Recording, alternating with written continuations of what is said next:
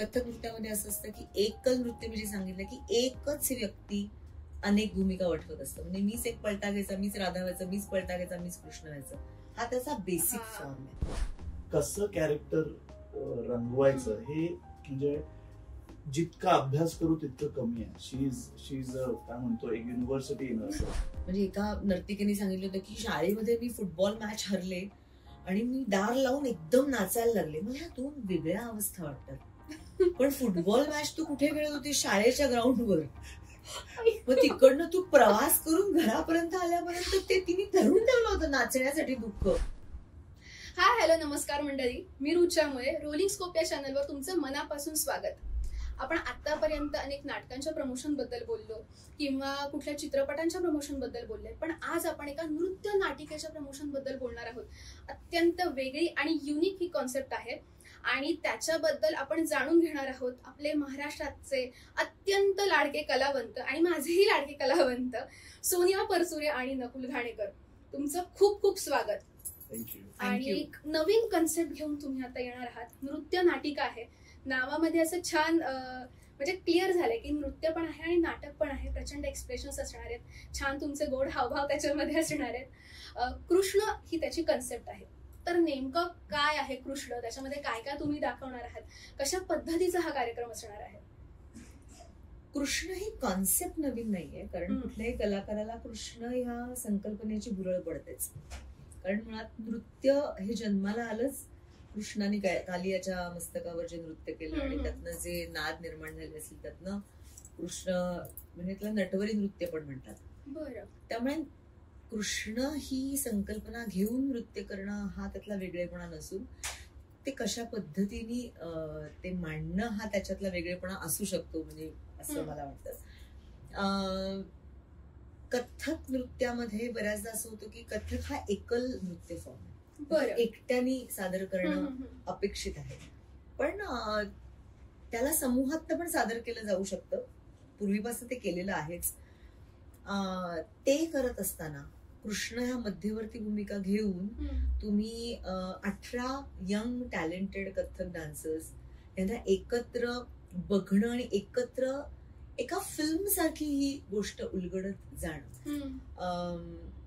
मला असं वाटतं की परंपरा आणि नवतेचा हा संगम आहे की तुम्हाला परंपराच आहे आपली की कथा सांगणं, नृत्यातनं कथा सांगणं, शास्त्रीय नृत्यात सांगणं ही आपली परंपराच आहे. पण ती कशा पद्धतीने सांगणं, की वेगवेगळे रोल्स. कथक नृत्यामध्ये असं असतं की एकच नृत्य मी जे सांगितलं की एकच व्यक्ती अनेक भूमिका वठवत असतं. म्हणजे मीच एक पलटा घ्यायचा, मीच राधा व्हायचं, मीच पलटा घ्यायचा, मीच कृष्ण व्हायचं, हा त्याचा बेसिक फॉर्म आहे. पण जेव्हा नाटक त्याच्यामध्ये येतं तेव्हा त्याला वास्तवतेशी आपल्याला जोडावं लागतं आणि त्यामुळे जेवढी कॅरेक्टर्स आहेत तेवढी कॅरेक्टर्स ऍक्च्युअली घेऊन ही नृत्य नाटिका सादर केली आहे. हे त्याचं वेगळेपण आहे. हो, मला एकही खूप छान वाटलं. मला नाही येत पण 2 मिनिटाचं तू दाखवलंस ना की अरे वा किती छान. खूप छान. नकुल, आता ताई म्हणाली की अनेक कलाकार त्याच्यामध्ये, एवढ्या कलाकारांचा कथकसाठी त्यांना एकत्र आणणं, त्यांचा मेळ बसवणं, हे कशा पद्धतीने तू साध्य केलंयस? हे सगळं ऑफकोर्स सोनियामुळेच सगळं साध्य झालंय. कारण आमची जी संस्था आहे, जी सोनियाने सुरू केली, ती 25 वर्ष तिला आता पूर्ण झालेत आणि त्याचं नाव आहे शरयू नृत्य कला. तर त्याचं हे 30 वर्ष पूर्ण झालेत आणि त्याचं नाव आहे शरयू नृत्य कला मंदिर आणि आम्ही सगळे त्याचे विद्यार्थी होतो, अर्थातच सोनियाचे विद्यार्थी होत. आणि आमच्यावर असे गेले अनेक वर्ष, आता मी 20 वर्ष सोनियाचा स्टुडंट आहे, 20हून अधिक वर्ष. ते आम्ही जे संस्कारातनं गेलोय तर आम्हाला सगळ्यांना एकत्र करून ती बरेचदा असे म्युझिकल्स, नृत्य नाटिका ती बसवत असते. त्यामुळे हे तिचं पहिलं प्रोडक्शन आहे. खरं तर कृष्ण हे सगळ्यात आधी तिने सुरुवात केली, तेव्हा पहिलं प्रोडक्शन हे त्याची संकल्पना आणि दिग्दर्शन केलं. पण त्यानंतर असे अनेक आम्ही म्युझिकल्स केलेले आहेत. तर हे सगळं ती घडवून आणते आणि आम्ही we are just lucky enough to be तिच्या छत्रछायाखाली आहोत. वाव. मला एक गोष्ट फार छान वाटली की म्हणजे गुरु शिष्याचं नातं इथे कुठेतरी तुमचं आहे.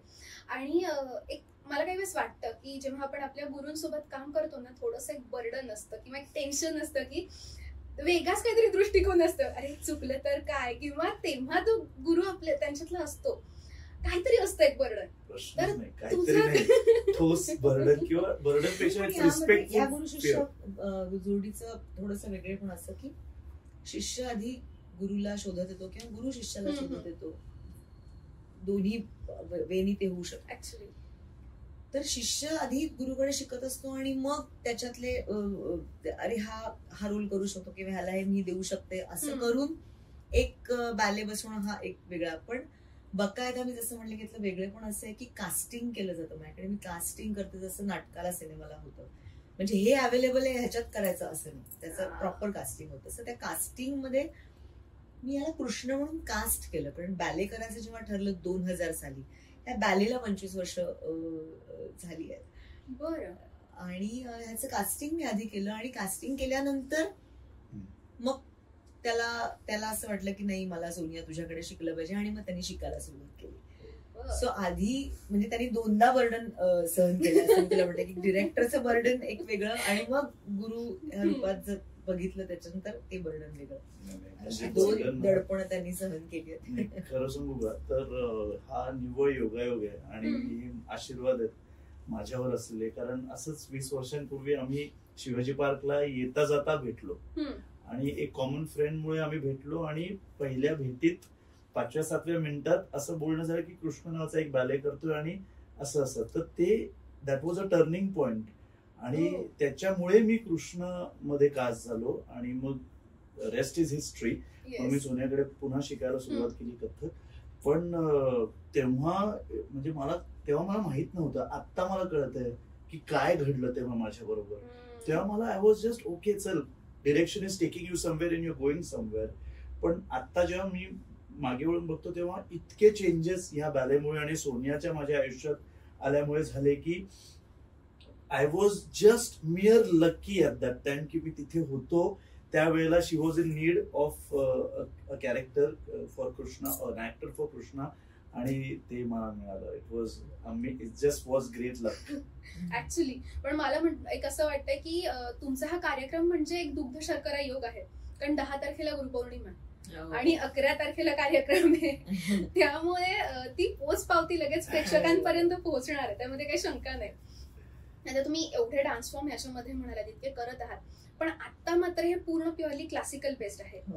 तर एका बाजूला क्लासिकल म्हणजे हा एक प्रेक्षक म्हणून माझा प्रश्न आहे की एका बाजूला क्लासिकल आणि एका बाजूला इतर डान्स फॉर्म, हे जेव्हा आपण एका वेळी करत असतो तेव्हा काही वेगळ्या गोष्टी आपल्याला प्रामुख्याने लक्षात ठेवाव्या लागतात का?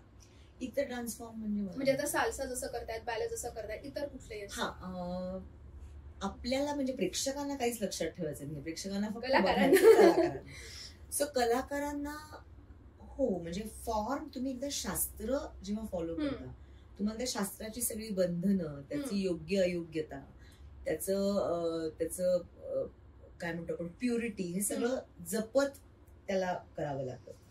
एकदा फ्री फॉर्म म्हटलं की देन तुम्ही अनेक गोष्टी त्याच्यामध्ये करू शकता त्या कॅरेक्टर प्रमाणे. म्हणजे मला जर समजा रामायणामध्ये रावण दाखवायचा आहे तर कदाचित भरतनाट्यम किंवा ओडिसीचे फॉर्म्स त्याच्या बॉडीमध्ये जास्ती येतील ऍक्च्युली. मी जरी किंवा मला असं हवंय की एका राजाच्या स्वप्नात किंवा अप्सरा आली किंवा असं काहीतरी त्याच्या स्वप्नात एक स्त्री सुंदर आली तर कदाचित मी बलेरिना सारख्या चक्रा घेऊन तिला येऊन उभं करेन. तर मी वेगळा फॉर्म वापरला.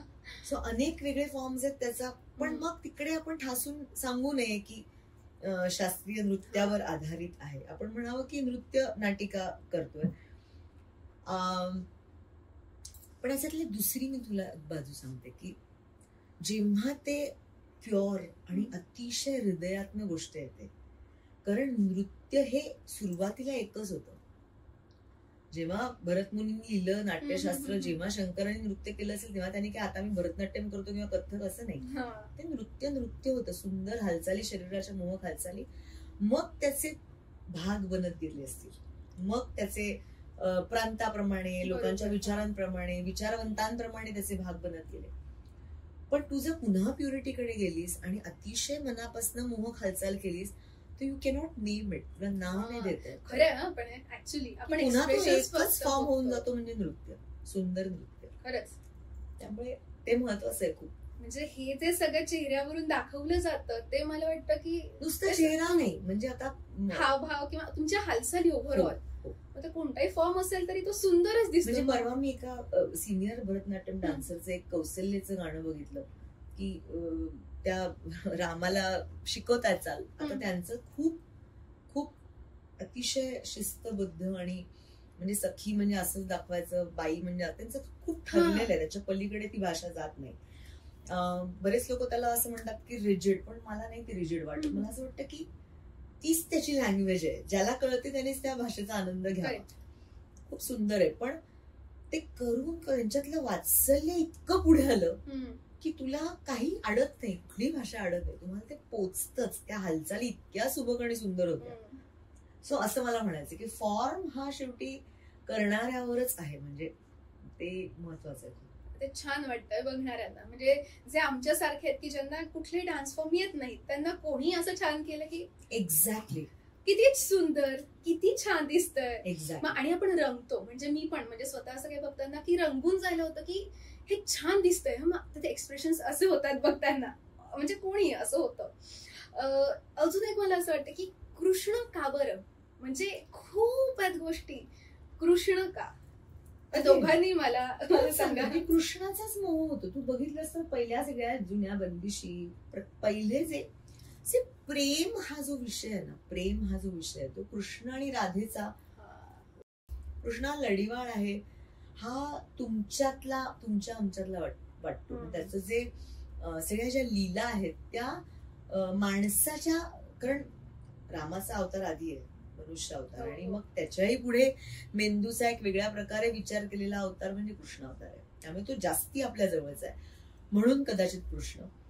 आणि त्याच्या लीला इतक्या आहेत, खरंच कृष्णाच्या इतक्या घटना आहेत त्याच्या संपूर्ण चरित्रामध्ये. कृष्ण लीलाच खरं भरपूर आहे, म्हणजे त्या आणि त्या म्हणजे संगीतासाठी पण आणि रिदमसाठी पण, नृत्यासाठी पण सगळं ऍप्ट आहे. आणि जसं की त्याला भगवान शंकरांचं पण भुरळ पडतेच नर्तकाला, पण तुला ओव्हरऑल एक स्टोरी दाखवायची असेल, एक त्याच्यातलं सगळं म्हणतो ना आपण की 9 रस दाखवायचे असतील तर कृष्णाला हात पटकन घातला जातो आणि कृष्ण हात लगेच देतो. बरोबर आहे, एकदम बरोबर. नकुल, तू काय सांगशील?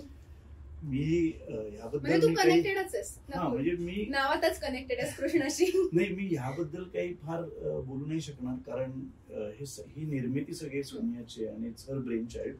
पण इतके वर्ष आता काम केल्यावर प्रत्येक वेळेला रिहर्सल मध्ये आम्ही नव्याने तिच्यात एक कृष्ण बघत असतो आणि तो कृष्ण आम्ही आत्मसात करण्याचा प्रयत्न करतो. तो खरं आमच्यातली कृष्ण तीच आहे आणि तीच आम्हाला वेगवेगळ्या पद्धतीने कृष्ण असेल, यशोदा असेल, आणि ती आता जसं ती म्हणाली की कथ्थक मध्ये एकच पात्र असतं जे अनेक, पलटा घेतला की पुरुष, पलटा घेतला की स्त्री, हे जे आहे हे ती स्वतः या बॅलेमध्ये ऍक्ट करते, जगतीये. कारण ती स्वतः 4 पात्र वेगवेगळी करते या बॅलेमध्ये. म्हणजे ती देवकी करते, ती पूतना करते, एका वेळेला देवकी, आणि दुसऱ्या अपकमिंग गाण्यात किंवा त्याच्या आधीच्या गाण्यात पूतना, तीच राधा करते आणि तीच द्रौपदी करते. म्हणजे एकच कथ्थक नर्तक जसं गतभाव मध्ये आपण म्हणतो की पलटा घेऊन दुसरं कॅरेक्टर करतो, ते ती ऍक्च्युली इतकं कथ्थकवर आधारित आहे की ते ऍक्च्युली गाणं म्हणजे पलटा बनतो तिचा आणि ती कॅरेक्टर बदलते. अशा पद्धतीने म्हणजे ते किती साकारलंय ऍक्च्युअल कथ्थक सारखं, हा एक त्यातला भाग झाला. आणि as students, as actors, as dancers, it is a काय म्हणतो, it is a treatise to watch her. It is a dictionary, it's a directory. म्हणजे कसं कॅरेक्टर रंगवायचं हे म्हणजे जितका अभ्यास करू तितकं कमी आहे. शी इज काय म्हणतो एक युनिव्हर्सिटी इन हरसेल्फ. सो तू जर प्रयोग बघशील तर तुला जाणवेल की देवकी वेगळी दिसते, द्रौपदी वेगळी दिसते, पूतना आणि राधा, हे 4 वेगवेगळे कॅरेक्टर्स एकच पात्र वठवत आहे आणि ते सोनिया करते. आणि म्हणजे हे सगळं आम्ही गेली इतके वर्ष पाहतोय थ्रू अदर म्युझिकल्स ऑल्सो. तर आम्हाला हे सगळं शिकायला मिळतं. It's a learning process and it's going to be. वा. पण कृष्ण म्हटल्यावर ह्या कृष्णाने आपल्या पर्सनल लाईफ मध्ये तरी डोकवत असतो रोज. मी तर म्हणते रोज कुठे ना कुठे तुमच्या आयुष्यात कृष्ण कुठे कुठे येतो? नीती जी म्हणतात कृष्णाची, कृष्ण नीती, ओके, नीती मला सारखी वापरायला लागते. कारण मुलींच्या मनात काहीतरी वेगळं येतं. दोन विद्यार्थी नाचत असतील तर त्यांना एकमेकांविषयी काय वाटतं, आता हिला मनात काय वाटतंय आणि बोलतीये काय. लोणी कोणीतरी काढतं आणि खातं कोणीतरी, असं बऱ्याचदा होतं की कष्ट वेगळ्या माणसाचे असतात आणि त्याच्यात एक दुसराच लोणी खाऊन जातो. विचारांची असेल किंवा लयीची असेल, पण छेडछाड आहेच, छेडखानी खूप आहे, त्यामुळे तिथेही कृष्ण आहेच. बऱ्याचदा असं होतं की खूप वर्ष क्लास घेतल्यानंतर अनेक संकट आजही येत असतात, पण त्याचा शांतपणे कसा विचार करायचा किंवा त्याच्याकडे बाहेरून कसं बघायचं. आपण त्यातलं कॅरेक्टर नव्हता, कृष्णाने अनेक लीलांमध्ये बाहेरून बघितली ती गोष्ट आणि म्हणून तो सोल्युशन देऊ शकला. तर ते जमतं. आणि गीतेचं सार जे आहे ना, की ते सगळ्यात महत्वाचं ना, की तू कर्म करत राहा, तुला फळ मिळत राहील. आता तू आत्ता माझं स्वागत केलंस आणि मला म्हणालीस की अरे मी ओळखते सोनियाताईंना, मला हे फळ वाटतं माझ्या बाबतीत की मला सगळ्यांनी ओळखावं म्हणून मी काहीच नाही केलं, पण करत राहिल्याने तुमच्यासारख्या तरुण मुलांनी अरे मी ओळखते सोनियाताईला, हे माझ्यासाठी फलित वाटतं. सो करत राहा आणि फळाची अपेक्षा करू नका आणि तुम्हाला फळ मिळणार आहे. हे तर रोज कृष्ण दाखवत असतात. हेच जे ती आम्हाला शिकवते, जे आता ती बोलली, तेच आम्ही शिकण्याचा प्रयत्न करतो. हे फार हा मोठा विचार आहे, पण माझ्यासाठी 20 वर्ष कृष्ण परफॉर्म करताना किंवा इतके वर्ष रिहर्सल तिच्यासमोर उभं राहून नव्याने प्रत्येक रिहर्सल मध्ये कृष्ण दाखवताना ती जे चेंजेस सांगत असते, ते एक नर्तक म्हणून इट्स खूप मोठी शिकण्याची ऑपॉर्च्युनिटी आहे. कारण आता जर मला कुठे कृष्ण माझ्या नाचात दाखवायचा असेल तर मला तो सगळ्यात जवळचा वाटतो दाखवण्यासाठी एखाद्या दुसऱ्या कॅरेक्टर पेक्षा. आणि याला कारण कृष्ण बॅले आणि सोनिया. तू मग अशी म्हणलीस ना की कृष्ण का, किंवा त्याचं उत्तर देताना मी तुला एक फार छान प्रसंग सांगते की मी एका मुलीला नृत्य शिकवत होते. ऍक्च्युली ती माझ्या बाई डॉक्टर मंजिरी देव त्यांची स्टुडंट आहे. ती म्हणजे डेफ अँड डम मुलगी. तर एक दिवस तिला बाईंनी मला काहीतरी शिकवायला सांगितलं आणि मी तिला सांगत होते की आता तिने ऐकलेलंच नाहीये आतापर्यंत, कुठले शब्द ऐकले नाहीये, पण कृष्णाने तिचा हात पकडला आणि हे कसं तिला कळलं. पण हे आत आहे तिच्या, ती स्त्री आहे, ती वयात आली आहे. तर मुलाने हात पकडल्यावर हा कृष्ण आहे आणि तुला, तर तिच्या ते आलं. सो म्हणून मी म्हणलं की मानवी भावभावनांच्या खूप जवळ आहे कृष्ण, म्हणून तो पहिले करावा असं. ऍक्च्युली तू बोलताना मला खूप शहारे आले, कारण ते इमॅजिन झालं की आपण कसं शिकलो. तिला मला सांगत नाही बसावं लागलं की मग ती राधा असते, मग ते तिला ते सगळं आलं. मला बोल तिला तुमची गॅप असं सगळं सांगायला लागतं, पण अतिरिक्त थैल एक दोही गॅप शिकवायला लागते, पण ही गॅप शिकवायला नाही लागली, हे आली तिला. सो ही ब्युटी सुंदर गोष्ट आहे, किती सुंदर म्हणजे मनाची अवस्था, आणि मनाच्या अवस्थेशी आपण जोडले जातो पटकन. कारण शिवपार्वतीची मनाची अवस्था आणि राम सीतेच्या मनाच्या अवस्थेपेक्षा राधाकृष्णाच्या मनाच्या अवस्थेशी आपण जवळ, तरल भावनेशी आपण जास्त कनेक्ट, नॅचरल आहे ते जास्ती. त्यांनी खूप मनुष्य भावभावनांच्या जवळ त्यांच्या लीला आहेत. आता सगळं आपण कृष्णाबद्दल बोलतो, तर पुन्हा मला ते सगळं कृष्णाभोवतीच दिसायला लागलेलं आहे सगळं. आपल्या रोजच्या आयुष्यात ना आपल्याला प्रचंड एक मेंटल स्ट्रेस येत असतो. तुमच्या आयुष्यात नृत्य आणि कृष्ण हे कशा पद्धतीने तुमचा मेंटल स्ट्रेस रिमूव्ह करतायत? या मेंटल स्ट्रेस विषयी फारशी मला कल्पना नाही, कारण मी हल्ली अनेक कलाकारांशी याच्याबद्दल बोलते ना की खूप या गोष्टी होत असतात. काय कशाला नक्की स्ट्रेस म्हणतात खरंच नाही, मी अगदी जेन्युइनली उत्तर देते. खूप आवडलं पण मला, स्ट्रेस कशाला म्हणतात ते माहित नसणं हे खूप सुंदर आहे, जगातलं फार सुंदर उत्तर आहे. हा म्हणजे दुःख आहेच आणि म्हणून सुखाची किंमत आहे. बरोबर, अगदी अगदी. आणि त्या दुःखाला कुरवाळात बसायचं का त्याच्यातनं मार्ग काढायचा प्रत्येक माणसावर अवलंबून आहे. बरोबर. आणि ते दुःख हे ज्याचं त्याचं असतं आणि तो ते लढत असतो. आणि मला असं वाटतं की तो जो खरा लढत असतो ना त्या दुःखाशी, तो त्याच्याबद्दल बोलत नाही. सो त्याच्याबद्दल तुम्हाला जेव्हा बोलावं लागतं म्हणजेच तुम्ही त्यातनं बाहेर आलेले असता ऑलरेडी. कला ही इतकी छोटी नाहीये की तुमच्या इंडिव्हिज्युअल सुखदुःखांवरती प्रकट होईल, इतकी छोटीच नाही. वा, केवढी मोठी गोष्ट आहे. त्या वाक्यामध्ये खूप गोष्टी आल्या.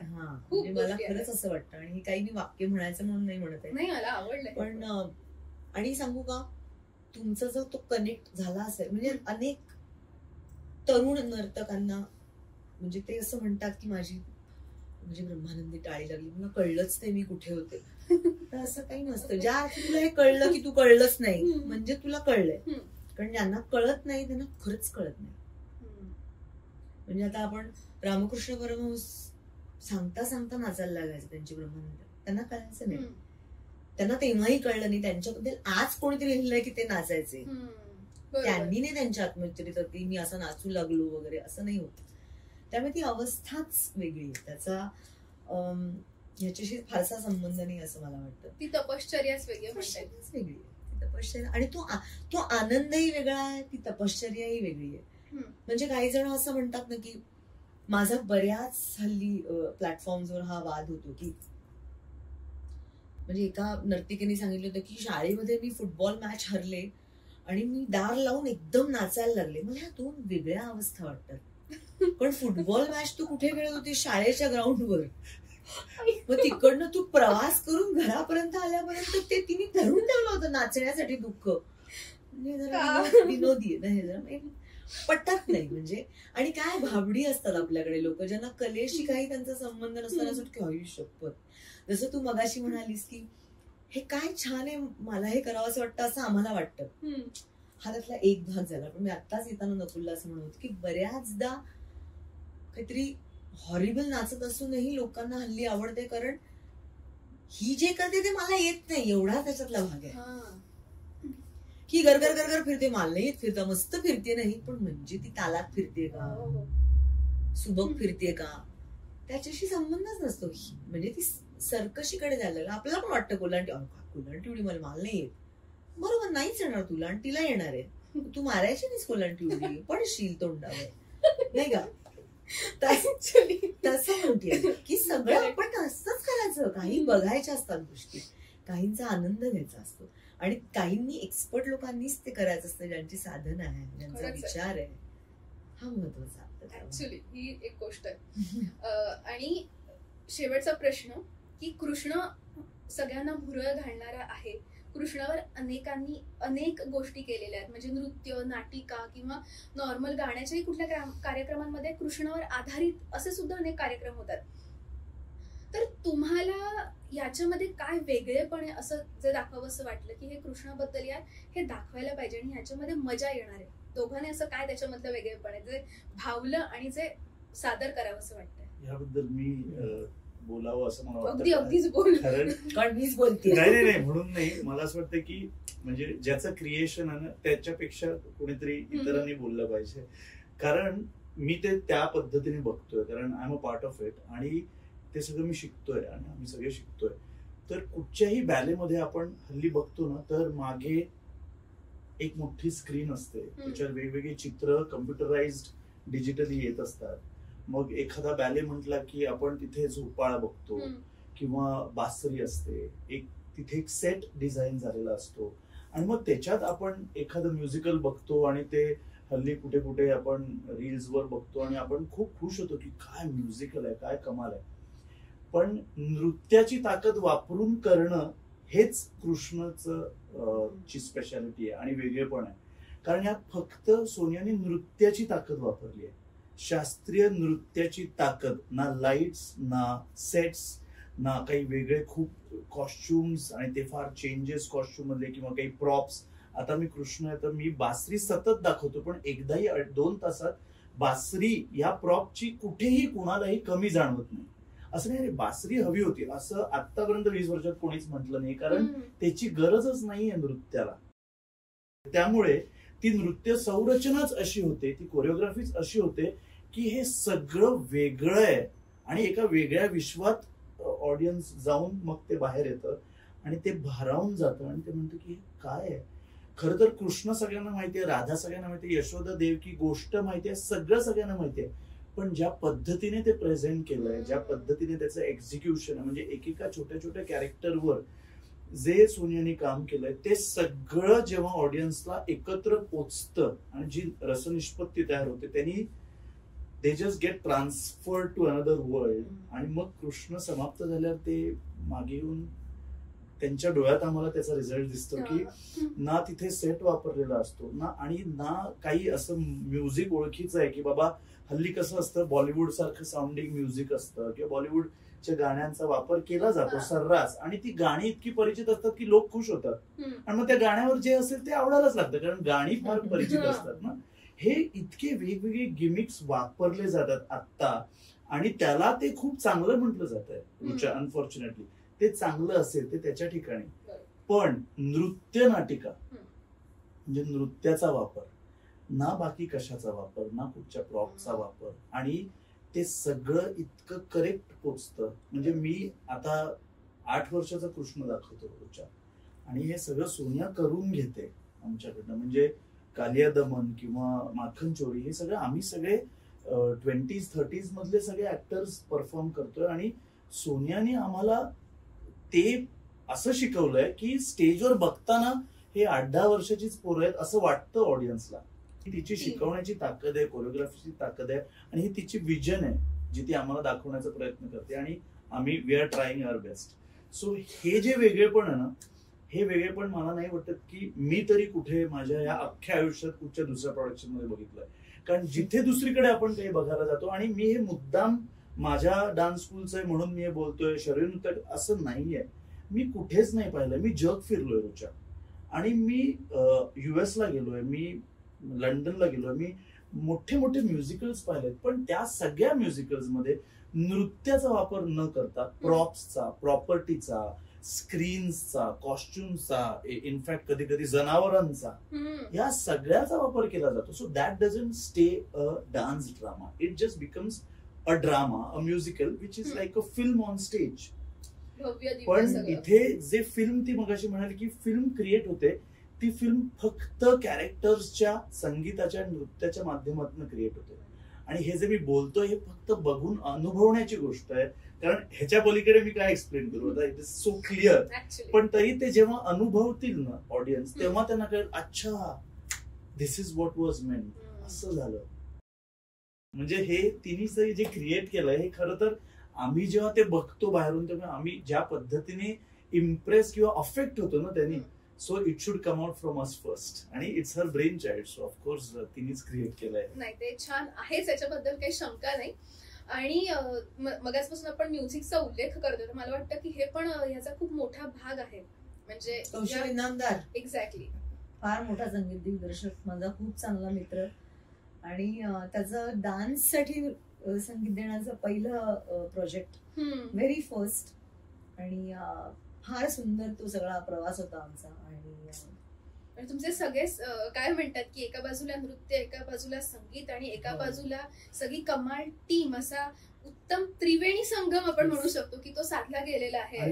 एक एक सॉरी टू इंटरप्ट पण एक एक रिहर्सलचा एक एक क्षण आम्ही जगलोय ज्या पद्धतीने ते सोनियानी असं फुलवून फुलवून प्रत्येक क्षण आम्हाला सांगितलंय. म्हणजे असं नाही की चला एक रिहर्सल आहे, हे गाणं आपण बसवतोय, बघ हे असं आहे, तू ही स्टेप कर, तू ही स्टेप कर, चला ह्याची रिहर्सल करूया. नाही, she would first sit us down. तिने आम्हाला तो हे समजावलं की आपण हे असं करणार आहोत, मग ते असं आहे, मग ह्या कॅरेक्टरचा हा अँगल आहे, कृष्णाचा आता हा अँगल आहे, मग आता हे जे 4 मित्र येत आहेत त्यांच्याकडे कृष्ण ह्या पद्धतीने पाहतो. हे इतकं आम्ही निवांत रिहर्सल करून खूप वेळ देऊन आम्ही इतकं त्याच्यावर काम केलं. म्हणजे सोनियाने आमच्यावर इतकं काम केलं आणि आम्ही म्हणजे वी आर मेअर काय म्हणतो, we are lucky people to be a part of this show. आणि मला असं वाटतं की हा सगळ्यांनी पाहायला पाहिजे, हा जगभरात फिरला पाहिजे. अगदी अगदी फिरेल, त्यामध्ये काही शंका नाही.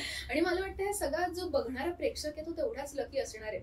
कारण तुम्ही दोघं जे मगासपासून नॉर्मल हावभाव दाखवतात, एक्सप्रेशन दाखवतात ना, त्यामुळे मला छान वाटतंय. म्हणजे मला असं होतं हा तर मला बघायचाच आहे, प्लीज म्हणजे मी डेफिनेटली बघणार. पण खूप सुंदर आहे, म्हणजे खूप इज आहे.